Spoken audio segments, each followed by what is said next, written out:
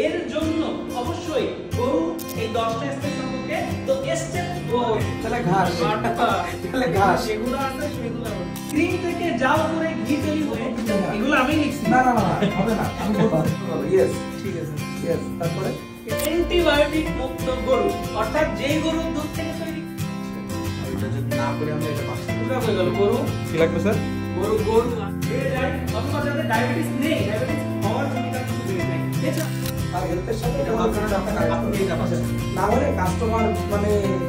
disturb হবে খালি শুনতেছে তো আমার ফিচার শুনতেছে আর আমি শোনাচ্ছি গুড ফ্যাট সেই গুড ফ্যাটটাই আপনার শরীরের জন্য দরকার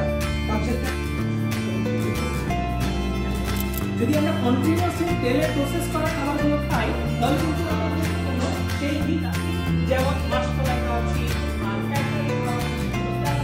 সবার তো কোলেস্ট্রল থাকবে না স্বাস্থ্যকর সবার লাগে 2 গরু অর্থাৎ গরুর উপর ক্রিম যদি টাটকা ফ্রেশ না হয় তাহলে সেখান থেকে কিন্তু কোয়ালিটিফুল ঘি তৈরি করা একেবারেই অসম্ভব স্টেপ 4 এর মানে লাভ মানে তার মিট ছিল তার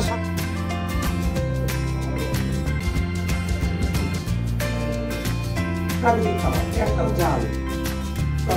তারা জালটাই তো হচ্ছে কাটবে না না জাল কি হয় ফ্যাট না বাড়ে আপনার দিতে তাহলে আসলে স্বাস্থ্যকর এটা পাওয়া যাবে কোলেস্ট্রল দূর হবে স্বাস্থ্যকর ঠিক আছে গুড ফ্যাট না হয় কোলেস্ট্রল খাওয়ার জন্য অনেক কিছু জানতে